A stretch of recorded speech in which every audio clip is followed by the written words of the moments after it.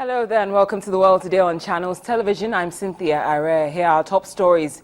Now, it's indeed unfortunate, but despite the US-led coalition and Kurdish forces having engaged the Islamic State militants in battle, fighting continues to rage in the Syria-Turkey border town of Kobani, with the militants moving into a southern district. The US-led coalition has carried out more airstrikes to try to aid the Syrian Kurd defenders. However, Turkish President Recep Tayyip Erdogan warns that the airstrikes are not enough and Kobani is about to fall. It's believed that at least 400 people have died in 3 weeks of fighting for Kobani and 160,000 Syrians have fled. As the US-led coalition continues to stop the Islamic State militant from gaining even more part of Syria and Iraq, Kurds clashed with police in the southeastern province of Cizre on Monday night, October 6, after Turkey's pro-Kurdish People's Democratic Party called for nationwide street demonstrations to protest an Islamic State assault on Kobani, where the situation was described as extremely critical. Protesters blocked the streets, stopped cars and conducted identification checks as they let off fireworks and opened fire into the air. They heard petrol bombs at armored police vehicles as riot officers retaliated with tear gas and smoke grenades. Islamic State fighters advanced into the southwest of the Syrian Kurdish town of Kobani overnight, taking several buildings to gain attacking positions from two sides of the city.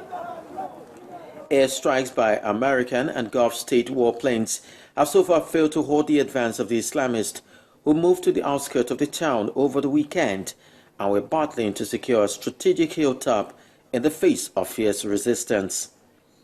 Meanwhile, a 19-year-old Chicago man has been charged with attempting to support a foreign terrorist organization.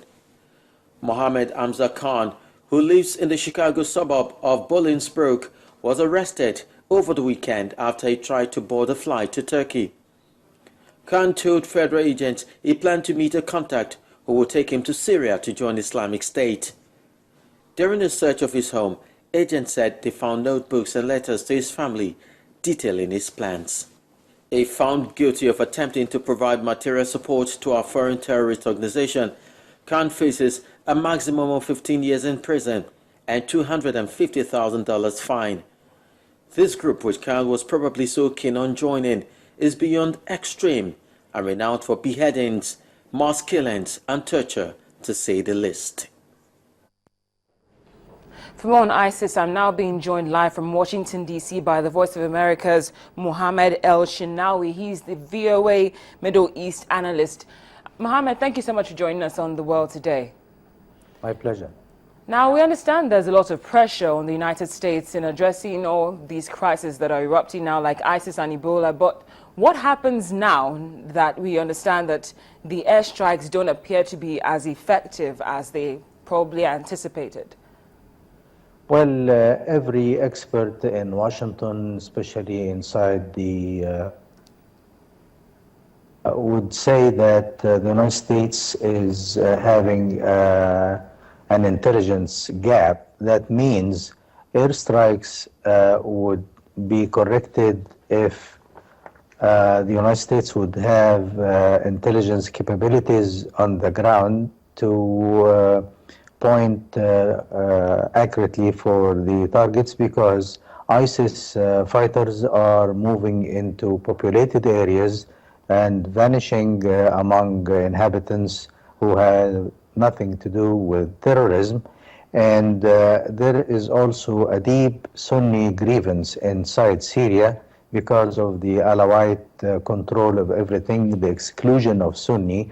So you can find some support for anybody but the government, so ISIS would be included. And then also there is some sort of reluctance to accept the airstrikes because of the collateral damage it did to some students in a school.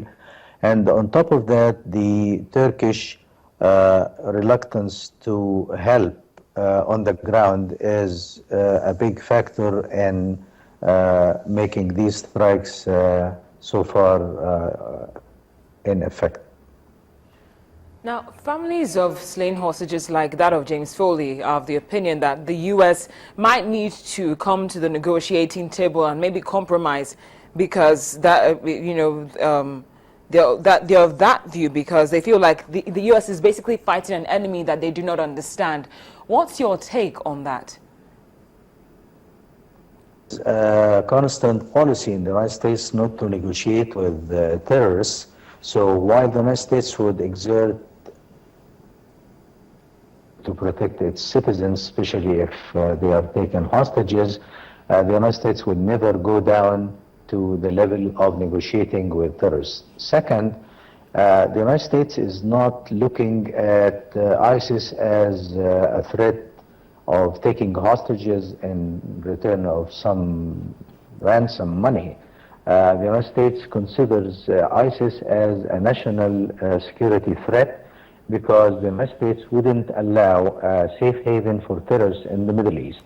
So the end result would be no negotiations, no compromise with the terrorists, and the Congress, now even the Republicans, are supporting President Obama's plan to contain ISIS first and then destroy it ultimately.